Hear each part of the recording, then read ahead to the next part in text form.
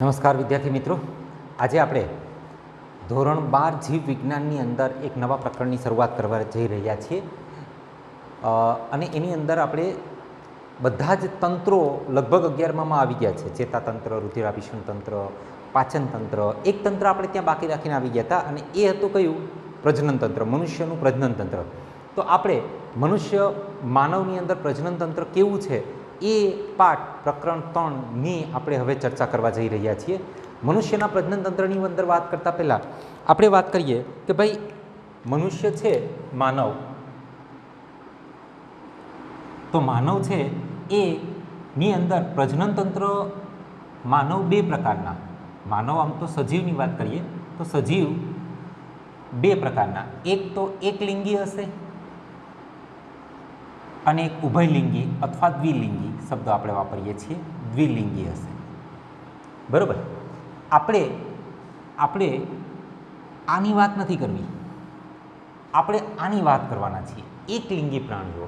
એકલિંગી પ્રાણીઓ કેવા હોય છે, એટલે કે નર અને માદા જેમાં અલગ અલગ હોય છે એ પ્રાણીઓ કેવા હોય છે એની આપણે ચર્ચા કરશું. બીજી વાત કરશું કે આ પ્રાણીઓ છે એ આમ જોવા જઈએ તો 3 પ્રકારના હોય છે. એક અંડપ્રશ્વી, બીજું અપત્ય પ્રશ્વી અને ત્રીજું અપત્ય અંડપ્રશ્વી. બરાબર. હવે અંડપ્રશ્વી કોને કહેવાય? અંડપ્રશ્વી પ્રાણી કોને કહેવાય? દાખલા તરીકે આપણે એક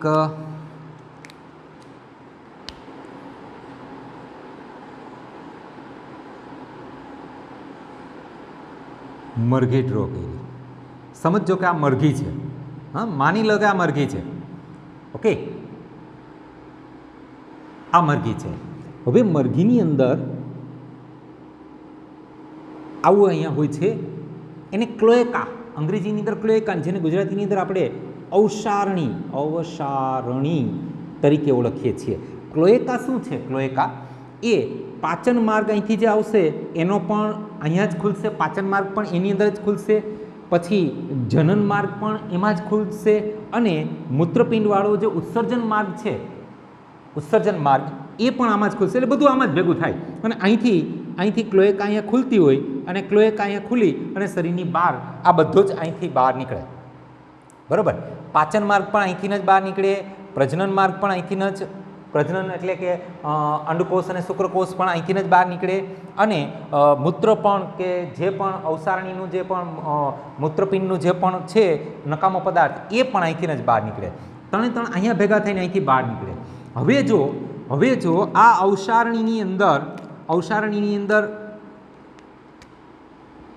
અંડકોષ હશે, અહીંથી આ શુક્રકોષ આવશે, શુક્રકોષ અહીંયા આવશે, આ અંડકોષનું ફલન કરશે અને અંડકોષનું ફલન કરી અને એકદમ મજબૂત આવરણ, કેલ્શિયમ કાર્બોનેટનું આવરણ ઉત્પન્ન થઈ અને આ જે ફલિતાંડ છે એ બહાર નીકળી જાય.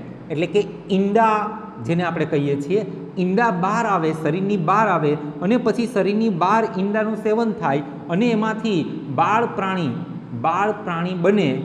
તો આને કહેવામાં આવે છે અપત્ય પ્રશ્વી, અંડપ્રશ્વી.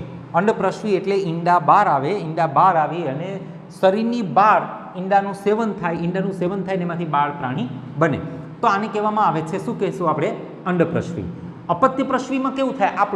આપણે બધા અપત્ય પ્રશ્વી છીએ. અપત્ય પ્રશ્વી એટલે ઈંડું અથવા તો અંડકોષ છે એ માદા શરીરની અંદર હોય, નર છે એ માદા શરીરની અંદર નરજન્યુ ત્યાગ કરે, નરજન્યુ માદાજન્યુ માદા શરીરની અંદર જ ભેગા થાય અને ત્યાં ને ત્યાં ફલિતાંડ બને, પછી એની અંદરથી ગર્ભ બને, પછી યુગ્મનજ ને ગર્ભ વિકાસ થાય અને બાળક છે એ માતાના શરીરની અંદર જ બને અને પછી જ્યારે પૂર્ણ બાળક જે એનો વિકાસ થવાનો છે એ થઈ જાય ત્યારે માતાના શરીરની બહાર નીકળે, એટલે કે માદાના શરીરની બહાર નીકળે. તો આ પ્રકારનું જે છે એને કહેવામાં આવે છે અપત્ય પ્રશ્વી પ્રાણીઓ. ક્લિયર? અપત્ય એટલે બાળકને જન્મ આપે, સીધું બાળ પ્રાણી શરીરની બહાર નીકળે, બાળ પ્રાણી શરીરની બહાર નીકળે તો એને અપત્યપ્રસવી કહેશું. ઈંડું બહાર નીકળે તો એને અંડપ્રસવી કહેશું. તો હવે આની અંદર આપણને ખબર પડી ગઈ અપત્ય અંડપ્રસવી શું થશે તો કે આ જગ્યા ઉપર અંડકોષ બની ગયો પક્ષીની અંદર. ધારી લો કે અંડકોષ અહીંયા બની ગયો, બરાબર છે. આ અંડકોષ અહીંયા છે, શુક્રકોષ બહારથી આવ્યો, ફલન શરીરની અંદર જ થયું છે, શરીરની અંદર ફલન થઈને ઈંડું પણ શરીરની અંદર જ બની ગયું છે, એગ પણ શરીરની અંદર જ બને છે. અને પછી આ એક બહાર નીકળવાને બદલે અંદર ને અંદર રહે શરીરની અંદર કે નહીં હું આ પક્ષી એમ કે હું તો બહાર નહીં કાઢું ભાઈ. કેમ તો કે બહાર કાઢીએ તો માણસો ખાઈ જાય છે હે ને, અથવા બીજા પ્રાણી જે ભક્ષક પ્રાણીઓ છે એને ખાઈ જાય છે. એટલે કે હું તો બહાર નહીં કાઢું ભાઈ, હું તો અંદર ને અંદર જ રાખીશ, મારા ઈંડાને હું અંદર જ રાખીશ, હું બહાર નહીં કાઢું. અંદર ને અંદર એને રહેવા દે. એનો જે બાળનો અંદર જે ઈંડાની અંદર જે બાળ પ્રાણી બનતું હશે, બાળ પક્ષી બનતું હશે, એનો વિકાસ પૂરો થશે ત્યારે એ પક્ષી ત્યારે આ જે ઈંડાની દિવાલ છે જેને આપણે ઈંડાનું કોચલું કહીએ છીએ એ ત્યાં રેપ્ચર થઈ જાય. રેપ્ચર એટલે તૂટી જાય અને અહીંથી બહાર જે છે એ નીકળશે શું? બચ્ચું જ બહાર નીકળશે, સીધું બાળ પ્રાણી બહાર નીકળશે. જોયું? ઈંડું બન્યું પણ બાળ પ્રાણી બહાર નીકળ્યું. આમાં આપણે એવું નહીં થાય, આની અંદર ઈંડું નહીં બને, કેલ્શિયમ કાર્બોનેટનું કવચવાળું ઈંડું નહીં બને, બરાબર. સીધું બાળ પ્રાણી અંદર કોથળીની અંદર, જેને જડતી કોથળી આપણે કહેશું આગળ, હા ને, ગર્ભકોષ્ઠ કોથળી. તો ગર્ભકોષ્ઠ કોથળીની અંદર સીધું બાળ પ્રાણી ઉત્પન્ન થઈને બાળ પ્રાણી સીધું બહાર નીકળશે, હે ને, આની અંદર. પરંતુ આની અંદર ઈંડું પણ બને છે અને પ્રાણી બહાર આવે છે, પણ ઈંડું અંદર ને અંદર રહે છે, એગ અંદર ને અંદર રહે છે, અંદર તૂટી જાય અને પછી પ્રાણી બહાર આવે. એટલા માટે આને કહેવામાં આવે છે અપત્ય અંડપ્રસવી. ક્લિયર? અંડપ્રસવી, અપત્યપ્રસવી, અપત્ય અંડપ્રસવી, 3 પ્રકારના આપણે પ્રાણીઓ હોય છે. તો એક ચર્ચા આપણે આ કરવાની છે. બીજી વાત આપણે એ કરવાની છે કે ભાઈ જે નર લિંગી પ્રજનન છે, લિંગી પ્રજનન, તો સજીવ આ જે એક લિંગી પ્રાણીઓ લિંગી પ્રજનન કરશે તો લિંગી પ્રજનનની અંદર આ નર છે, આ માદા છે, આ નરજન્યુ ઉત્પન્ન કરશે, આ માદાજન્યુ ઉત્પન્ન કરશે, નરજન્યુ માદાજન્યુનું ફલન થશે, ફલિતાંડ એટલે કે યુગ્મનજ બનશે. યુગ્મનજમાંથી ગર્ભકોષ્ઠ કોથળીનું નિર્માણ થઈને ગર્ભ તૈયાર થશે. આ ગર્ભનું સ્થાપન ગર્ભાશયની દિવાલની અંદર થશે, આને કહેશું ગર્ભસ્થાપન. પછી આ ગર્ભસ્થાપન થયા પછી એટલે ગર્ભાશયની જે દિવાલ છે એની અંદર આ જે છે ગર્ભકોષ્ઠ કોથળી ગર્ભ છે એની સાથે ચોંટી જશે, એને કહેશું આપણે ગર્ભસ્થાપન. ગર્ભસ્થાપન થઈ ગયા પછી ગર્ભ વિકાસ થશે. ગર્ભ વિકાસ થશે એટલે એ ગર્ભકોષ્ઠ કોથળીની અંદર છે એ ગર્ભમાંથી ધીરે ધીરે બાળ પ્રાણી ડેવલપ થશે અને એ ગર્ભ વિકાસ થયા પછી પ્રસૃતિ થશે. પ્રસૃતિ એટલે બાળ પ્રાણી શરીરની બહાર આવવું. બાળ પ્રાણી શરીરની બહાર આવવું એને પ્રસૃતિ તરીકે ઓળખવામાં આવે છે. તો એટલી ચર્ચા આપણે કરવાની છે. ત્રીજી વાત એ કરવાની છે આપણે, એટલે આપણે આ પહેલી વાત કરી, બીજી વાત કરી અને ત્રીજી વાત કરવાની છે. શું કરવાની છે ત્રીજી વાત? કે ભાઈ માનવ શરીર છે, મનુષ્યની અંદર નરની અંદર છે, નરની અંદર શુક્રકોષ બનશે અને માદામાં અંડકોષ બનશે. નર શુક્રકોષ છે એ આજીવન બનાવે. 80 વર્ષના વ્યક્તિની અંદર પણ શુક્રકોષ ઉત્પન્ન થયેલા આપણે જોઈ શકીએ છીએ. શુક્રકોષ એ ડેવલપ કરીને શરીરની બહાર કાઢતા હોય છે શુક્રકોષ નરની અંદર, એટલે આજીવન કહી શકીએ આપણે. લગભગ મરે ત્યાં સુધી છે એ શુક્રકોષ ઉત્પન્ન થઈ રાખે. કેમાં? નરની અંદર. પણ માદામાં ન થાય એવું. માદામાં કેવું થાય કે આ જે અંડકોષ ઉત્પન્ન થવા છે એ 40 થી 50 વર્ષે બંધ થઈ જાય. અંડકોષ ઉત્પન્ન થવાનું બંધ થઈ જાય એટલે એને કહેવામાં આવે છે મોનોપોઝ અવસ્થા. તો 40 થી 50 વર્ષે આ અંડકોષ ઉત્પન્ન થવાનું બંધ થઈ જાય માદાની અંદર, એને કહેવાય મોનોપોઝ અવસ્થા. તો માદા છે એ ઝડપથી પ્યુબર્ટીમાં આવે. પ્યુબર્ટી એટલે યૌવનારંભની અંદર આવે ઝડપથી, એટલે 12 થી 13 વર્ષની અંદર તો એ છે એ અંડકોષ ઉત્પન્ન કરવાનું ચાલુ કરી દે માદા, પણ સામે બંધ કરવાનું પણ વહેલું પૂરું કરી દે, 50 વર્ષે બંધ કરી દે, 40 થી 50 વર્ષે. જ્યારે નરની અંદર વાત કરીએ તો નરની અંદર શુક્રકોષ 14 થી 17 વર્ષે ઉત્પન્ન થવાનું ચાલુ થાય. પ્યુબર્ટી પીરિયડ છે એનો 14 થી 17 વર્ષનો છે, એટલે કે યૌવનારંભ, આપણે એના માટે શબ્દ વાપરીએ છીએ યૌવનારંભ, એટલે યુવા અવસ્થાનો આરંભ. યૌવનારંભ છે એ 14 થી 17 વર્ષ, 16 વર્ષ 17 વર્ષ જેવું ગણવામાં આવે છે, એટલે લેટ થાય. આ 12-13 વર્ષે અંડકોષ ઉત્પન્ન કરવા માંડે, અને આ જે છે શુક્રકોષ એ 14 થી 17 વર્ષે, પણ આ વહેલું ઉત્પન્ન કરે તો વહેલું બંધ પણ કરી દે છે, માદામાં વહેલું બંધ પણ થઈ જાય છે.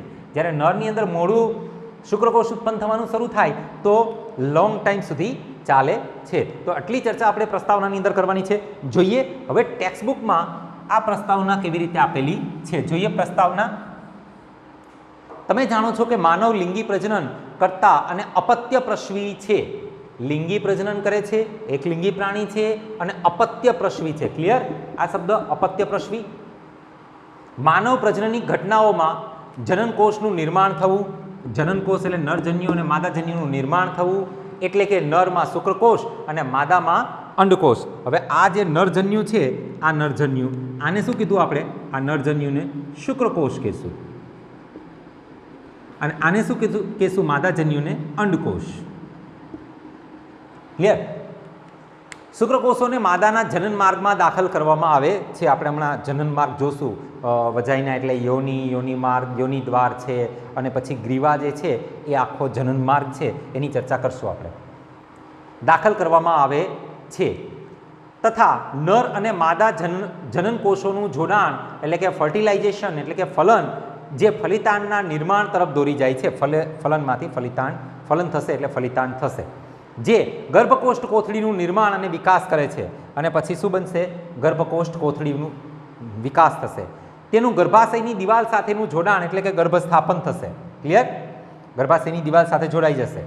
પછી ગર્ભ વિકાસ થશે, બાળકનો જન્મ થશે, અને બાળકના જન્મને શું કહેશું આપણે? પ્રસૂતિ. એટલે આ રીતે આમ તમે લખી લો તો આ પેરેગ્રાફ તમારે વાંચવાની જરૂર નહીં પડે. તમે અભ્યાસ કરી ચૂક્યા છો કે આ પ્રજનનની ઘટનાઓ યૌવનારંભ, પ્યુબર્ટી એટલે યૌવનારંભ બાદ થતી જોવા મળે છે. નર અને માદામાં પ્રજનનની ઘટનાઓમાં નોંધપાત્ર તફાવત જોવા મળે છે. બંનેનો આ જે છે એની અંદર ઘણો બધો તફાવત છે પ્રજનનની ઘટનાઓની અંદર. દાખલા તરીકે શુક્રકોષનું નિર્માણ વૃદ્ધ પુરુષોમાં પણ ચાલુ હોય છે, પરંતુ અંડકોષનું નિર્માણ સ્ત્રીઓમાં 50 વર્ષની વયની આસપાસ સ્થગિત થઈ જાય છે. ચાલો માનવમાં નર અને માદા પ્રજનનતંત્રનો અભ્યાસ કરીએ. હવે આપણે જોવાનું છે એ નર પ્રજનનતંત્ર પહેલાં જોઈએ છીએ, પછી આપણે માદા પ્રજનનતંત્રની વાત કરશું. નર પ્રજનનતંત્ર, નરની અંદર જે પ્રજનનતંત્ર છે એ પહેલાં આપણે વાત કરીએ કે નર અને માદા કેવી રીતે બને છે. જુઓ, જ્યારે ગર્ભાવસ્થામાં હોય છે, ગર્ભાવસ્થામાં બાળક બનતું હોય છે, ત્યારે લગભગ 7મા મહિના સુધી તો એના ગોનાડ્સ એટલે એના જનનાંગો સરખા જ હોય. એ શુક્રપિંડ નરની અંદર આપણને ખબર છે, નરની અંદર મુખ્ય જનનાંગ કયું છે? શુક્રપિંડ. અને માદાની અંદર કયું છે? મુખ્ય જનનાંગ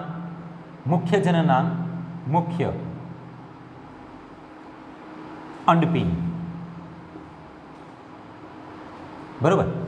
નરની અંદર મુખ્ય જનનાંગ છે, મુખ્ય અને ગૌણ બે પ્રકારના જનનાંગ હશે. જનનાંગ, બરોબર, શુક્રપિંડ છે અને આ અંડપિંડ છે. પરંતુ જ્યારે બાળક ગર્ભમાં હોય, બાળક બનતું હોય, ત્યારે લગભગ 6મા મહિના 6-7મા મહિના સુધી તો એ નર જનનાંગ અને માદા જનનાંગ લગભગ સરખું જ લાગે. આપણે એને ઓળખી ન શકીએ, હે ને, 5મા મહિના 6 મહિના સુધી. પરંતુ ધીરે ધીરે 4થા 5મા 6 મહિના પછી એમાંથી નર જનનાંગ અને માદા જનનાંગ અલગ પડવાની શરૂઆત થાય. કેવી રીતે થાય એ તો જોઈએ. તો જો આ જે ગર્ભ છે, આ ગર્ભની અંદર વાય રંગસૂત્ર હશે, વાય ક્રોમોસોમ હશે, કે એટલે કે વાય રંગસૂત્ર હશે, તો આ વાય રંગસૂત્ર ઉપરથી, વાય રંગસૂત્રની ઉપર એક જનીન આવેલું છે, એને કહેવામાં આવે છે SRY gene, sex determination region of Y, sex determination region of Y એટલે કે વાય રંગસૂત્ર ઉપર આવેલા લિંગ નક્કી કરતો વિસ્તાર, વાય રંગસૂત્ર ઉપર આવતા લિંગ નક્કી કરતો વિસ્તાર એને SRY જીન તરીકે ઓળખવામાં આવે. આ SRY જીન છે એની અંદર TDF નામનો એક ફેક્ટર ઉત્પન્ન થશે, પ્રોટીન ઉત્પન્ન થશે, એક રસાયણ ઉત્પન્ન થશે. TDF એટલે ટેસ્ટિસ ડિટર્મિનિંગ ફેક્ટર. શુક્રપિંડ, ટેસ્ટિસ શુક્રપિંડ નક્કી કરતું રસાયણ. એટલે આ રસાયણ ઉત્પન્ન થશે અને આ રસાયણ ઉત્પન્ન થશે માટે જે ગર્ભની અંદર ચોથા, પાંચમા, છઠ્ઠા મહિનાની અંદર જે બાળકનો લિંગ બને છે એ લિંગ જો આ રસાયણ મળશે તો શુક્રપિંડ બનશે, આ રસાયણ નહીં મળે તો અનપિંડ બનશે, અને અનપિંડ મળશે તો છોકરીનો જન્મ થશે, શુક્રપિંડ બનશે તો છોકરાનો જન્મ થશે. ક્લિયર? બાકી બંને સરખા જ છે. અંદર ચોથા, પાંચમા, છઠ્ઠા મહિના સુધી બધું સરખું જ છે. એના આંખ, કાન, નાક, જીભ બધું જ, એના હાથ, પગ, માથું, વાળ, એના જનનાંગ, એની અંદર જે જનનાંગ બને છે એ પણ સરખા જ છે. પરંતુ જો આ રસાયણ મળશે, આ ફેક્ટર બનશે, માદાના ગર્ભકોષ કોથળીની અંદર આ ફેક્ટર બનશે તો નર બનશે એ બાળક, અને જો આ ફેક્ટર નહીં બને તો માદા બનશે. આ ફેક્ટર ક્યારે બનશે? જો આ જનીન હશે તો. આ જનીન ક્યાં હશે? તો કે વાય રંગસૂત્ર ઉપર હશે. વાય રંગસૂત્ર ઉપર આ જનીન હશે. આ જનીન આ રસાયણ ઉત્પન્ન કરશે અને આ રસાયણ નક્કી કરશે કે નર બનશે કે માદા બનશે, જે બાળક નક્કી થશે એ. બરાબર? તો હવે ધારી લો કે આ જનીન આવી ગયું છે અને આ જનીનને કારણે હવે નર નક્કી થઈ ગયો છે. ઓકે, હવે નર નક્કી થઈ ગયો છે તો નરની અંદર રિપ્રોડક્ટિવ સિસ્ટમ કેવી છે, નરની અંદર પ્રજનન તંત્ર કેવું છે? તો નરની અંદર ખાસ કરીને જોવા જઈએ તો આપણી પાસે 3 ભાગ છે. નર પ્રજનન તંત્રની અંદર આપણી પાસે એક મુખ્ય પ્રજનન અંગ, સહાયક નલિકાઓ, અને ત્રીજું જે છે એ છે સહાયક ગ્રંથિઓ. હવે આની અંદર આપણે આ સમાવેશ કરશું શુક્રપિંડ, ટેસ્ટિસ. બરાબર? આની અંદર ઘણી બધી નલિકાઓ છે, હે ને? દાખલા તરીકે વૃષણ, ઝાડ, પછી છે શુક્ર વાહિકા. આ જ ક્રમમાં યાદ રાખવાનું છે. અધિ, વૃષણ, નલિકા, શુક્ર વાહિની. હજી આની અંદર એક સ્ખલન નલિકા પણ હોય, પણ આપણી ટેક્સ્ટબુકની અંદર સ્ખલન નલિકા નથી લખેલું, માટે આપણે અહીંયા સ્ખલન નલિકા લખતા નથી. પણ આપણી ટેક્સ્ટબુકની અંદર એટલાનો સહાયક નલિકા તરીકે એટલાનો ઉલ્લેખ કરેલો છે. વૃષણ ઝાડ અત્યારે જ યાદ રાખી લેજો, આ આગળ પાછળ આપણે ઉપયોગ કરવાના છીએ. વૃષણ ઝાડ સૌથી પહેલાં આવશે. ટેસ્ટિસ એટલે કે શુક્રપિંડની બહાર નીકળશે એટલે સૌથી પહેલાં વૃષણ ઝાડ આવશે, પછી શુક્ર વાહિકા આવશે, પછી વૃષણ નલિકા આવશે અને પછી શુક્ર વાહિની આવશે. ત્યાર પછી ગ્રંથિઓની અંદર વાત કરીએ તો શુક્રાશય આવશે પહેલાં, પછી પ્રોસ્ટેટ ગ્રંથિ આવશે અને એના પછી આવશે બલ્બો યુરેથ્રલ ગ્રંથિ. બરાબર? તો નર પ્રજનન તંત્રની અંદર આપણે ટોટલ એટલું ભણવાનું છે, એટલી વસ્તુ આપણે યાદ રાખવાની છે. એટલી વસ્તુ અત્યારે જ યાદ રાખી લેજો. મુખ્ય પ્રજનન અંગ એટલે શુક્રપિંડ છે, સહાયક નલિકાઓ એટલે વૃષણઝાડ, ફરીથી બોલું છું, વૃષણઝાડ, શુક્રવાહિકા, અધિવૃષણ નલિકા અને શુક્રવાહિની. અહીંયા સ્ખલન નલિકા હોય પણ આપણી ટેક્સ્ટબુકમાં નથી. સહાયક ગ્રંથિઓની અંદર શુક્રાશય, પ્રોસ્ટેટ ગ્રંથિ અને આપણે બલ્બોયુરેથ્રલ ગ્રંથિનો સમાવેશ કરશું. તો આની અંદર આની અંદર સૌથી પહેલાં આપણે શુક્રપિંડની ચર્ચા કરવાના છીએ, પણ શુક્રપિંડની ચર્ચા કરતાં પહેલાં પણ આ શુક્રપિંડ ક્યાં ગોઠવાયેલા છે? નર પ્રજનન તંત્રના શુક્રપિંડ છે એ ક્યાં ગોઠવાયેલા છે? તો શુક્રપિંડ છે એ શરીરની બહાર એક કોથળી જેવી રચના છે જેને કહેવામાં આવે છે અધિવૃષણ કોથળી.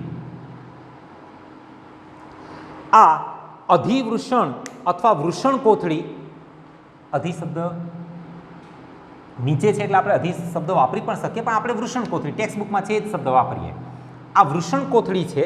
આ વૃષણ કોથળીની અંદર શુક્રપિંડ હોય. હવે આપણા શરીરની અંદર ન રાખ્યા અને શરીરની બહાર એટલે દાખલા તરીકે આ આપણું એબ્ડોમિનલ એટલે કે પેટનો ભાગ છે, બરાબર, અને પેટના ભાગની નીચેની તરફ આ રીતે શરીર કોથળી ટીંગાતી હોય છે. આ કોથળી જે છે આને કહેવામાં આવે છે વૃષણ કોથળી, અને આ વૃષણ કોથળીની અંદર શુક્રપિંડ છે. આપણે થોડીક મોટી આકૃતિ દોરીએ કારણ કે આની આપણે ઘણી કામ છે.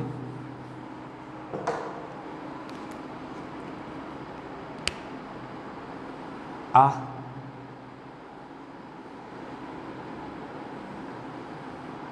બરોબર, આ રીતનું.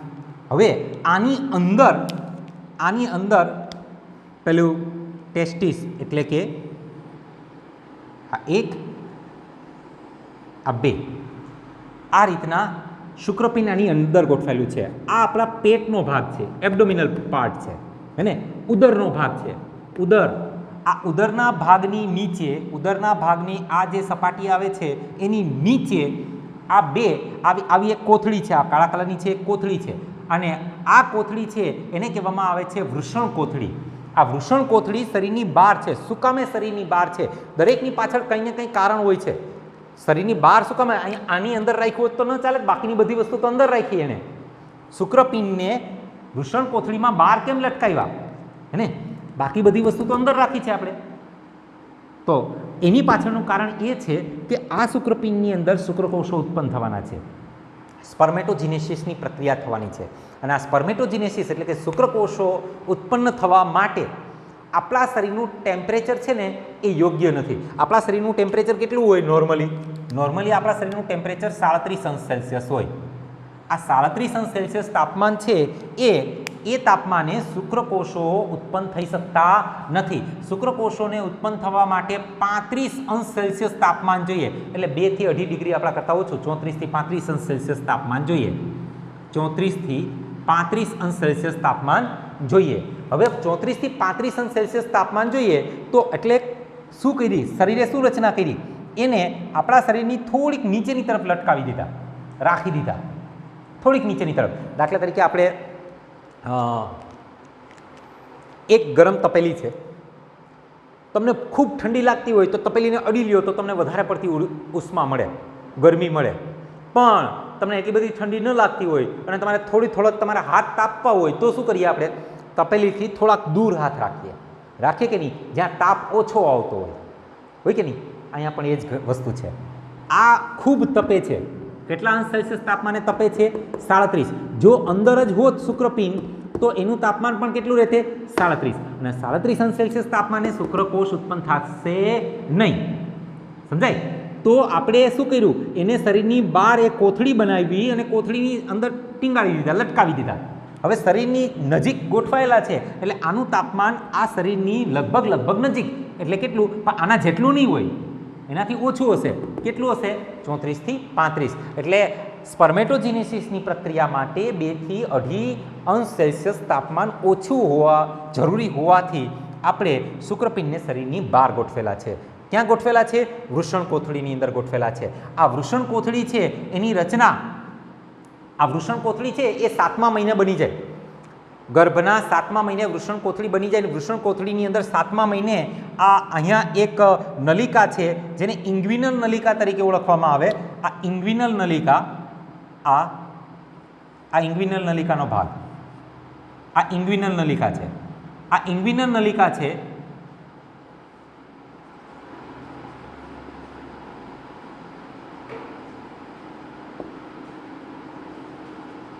આ ઇંગ્વિનલ નલિકા દ્વારા એ શુક્રપિંડ પહેલાં અહીંયા બન્યા અને પછી એ નીચે ઉતરી આવ્યા, બરાબર, આ ઇંગ્વિનલ નલિકા દ્વારા. અને આ જે વચ્ચે છે આ પાર્ટ હે ને, એ પાર્ટને કહેવામાં આવે છે સ્ક્રોટલ સેપ્ટમ. આ સ્ક્રોટલ સેપ્ટમ એટલે કે વૃષણ પડદો. વૃષણ પડદો એના કરતાં સ્ક્રોટલ સેપ્ટમ રાખો તો વધારે સારું. તો આ સ્ક્રોટલ સેપ્ટમ છે એ અંદરથી સ્ક્રોટલ સેપ્ટમ હશે, પરંતુ બહારની તરફ આવી એક ચામડીની પાતળી ગળી જેવો ભાગ હશે, એને રફ તરીકે ઓળખવામાં આવે છે. રફ, આ પાતળી ગળી જેવો ભાગ છે ચામડીનો, બરાબર. આ બંને છે એ શુક્રપિંડ છે, બંને તરફના. ઉપરની તરફ આ જે દેખાય છે ચામડી, ગળીવાળી ચામડી, એને વૃષણ કોથળીની ચામડી છે, અને એની અંદર છે એ આ રીતે સ્ક્રોટલ સેપ્ટમ આવેલું હોય છે. હવે આની અંદર આ વૃષણ કોથળીની રચના જોઈએ તો વૃષણ કોથળીની અંદર બે સ્નાયુ આવેલા છે. એક મસલ્સ છે એ અહીંથી એટલે એબ્ડોમિનલથી શરૂ થશે. એબ્ડોમિનલથી શરૂ થઈ ઇગ્વિનલ નલિકામાંથી પસાર થઈ અને આ રીતે આમ ગોઠવાયેલા છે. એ જ રીતે આ તરફથી આ રીતે ગોઠવાયેલા છે, બરાબર. આ જે છે સ્નાયુ કે જે એબ્ડોમિનલમાંથી શરૂ થાય છે, એ સ્નાયુને નામ આપવામાં આવેલું છે ક્રીમાસ્ટર.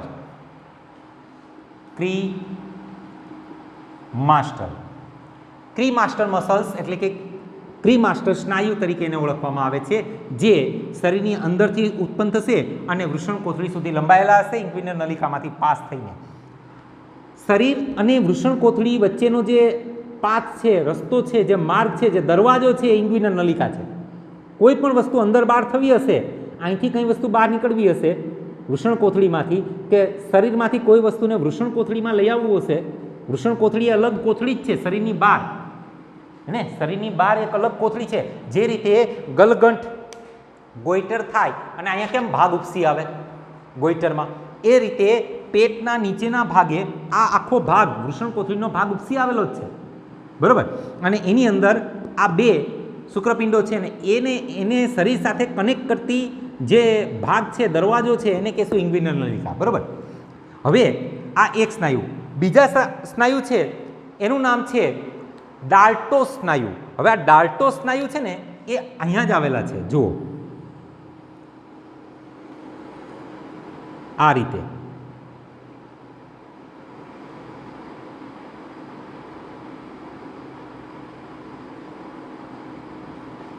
આ લાલ કલરના છે એ છે ડાલ્ટો સ્નાયુ. આ ડાલ્ટો, આનો કંઈ ગુજરાતી નથી, આ અંગ્રેજીમાં જ આપણે યાદ રાખવાનું છે, ક્રીમાસ્ટર અને ડાલ્ટો સ્નાયુ. તો આ ડાલ્ટો સ્નાયુ છે એ અહીંયા આવેલા છે, અને આ સ્નાયુ જે છે ક્રીમાસ્ટર એ પેટથી શરૂ થઈ અને નીચે સુધી ફેલાયેલા છે. હવે આ બે સ્નાયુનું કાર્ય શું છે? આ બે સ્નાયુ શિયાળા દરમિયાન શું થશે? શિયાળા દરમિયાન આ વૃષણ કોથળી થોડી નીચેની તરફ આવી જાય જો, તો શું થશે કે એનું આના તરફનું એટેચમેન્ટ દૂર થઈ જાય. દૂર થઈ જાય તો એનું તાપમાન 34 ને 35ની કરતાં પણ નીચું જતું રહે શિયાળા દરમિયાન, હે ને. શિયાળો હોય તો આપણે પેલી તાપણું હોય, તાપણું એની વધુ નજીક હાથ રાખવા પડે કે નહીં? અને ઉનાળો હોય તો દૂર હાથ રાખીએ તો પણ ચાલે કે નહીં? તો અહીંયા પણ એવું જ થયું, શિયાળો થયો તો આને આપણે શરીરની વધુ નજીક લઈ આવવા પડશે. નજીક લઈ આવવા માટે આ ક્રીમાસ્ટર સ્નાયુ છે ને એને આમ ઉપરની તરફ ખેંચશે, અને આ ડાલ્ટો સ્નાયુ છે ને, ડાલ્ટો સ્નાયુ એ એને આમ ખેંચશે, આમ દબાવશે ઉપરની તરફ ખેંચવા માટે. પહેલાં ડાલ્ટો સ્નાયુ દબાવશે ને એટલે આમ નાના થઈ જશે, આ વૃષણ કોથળી થોડી નાની થઈ જશે. વૃષણ કોથળી નાની થશે, અંદર શુક્રપિંડ નાના ન થાય. વૃષણ કોથળી નાની થઈ જશે ડાલ્ટો સ્નાયુને કારણે, અને પછી ક્રીમાસ્ટર સ્નાયુ એને ઉપરની તરફ ખેંચી લેશે, એટલે શરીરની વધુ નજીક આવી જશે. અને શરીરની વધુ નજીક આવી જશે માટે એની અંદર સ્પર્મેટોજિનેસિસની પ્રક્રિયા માટે જરૂરી તાપમાન છે એ મળી રહેશે.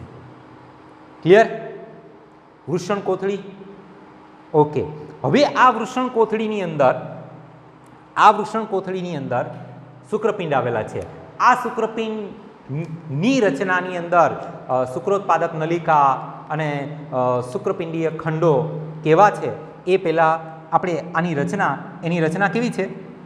એની રચના ગોળ છે, લંબગોળ છે. આ લંબગોળ છે, આનો કદ અને આકાર લંબગોળ છે, એની લંબાઈ અને પહોળાઈ યાદ રાખવાની છે.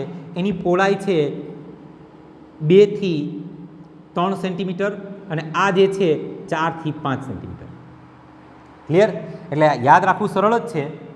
એક ભૂલી જવાનું, 2 3 4 5, 2 3 4 5, 2 3 આમ 4 5 આમ, 2 3 આમ 4 5 આમ. ક્લિયર? તો આ જોયું આપણે શુક્રપિંડ. અને હવે આ શુક્રપિંડની અંદરની રચના છે એ આપણે નેક્સ્ટ પીરિયડની અંદર ચર્ચા કરશું. આજ માટે મને રજા આપો. Thank you very much.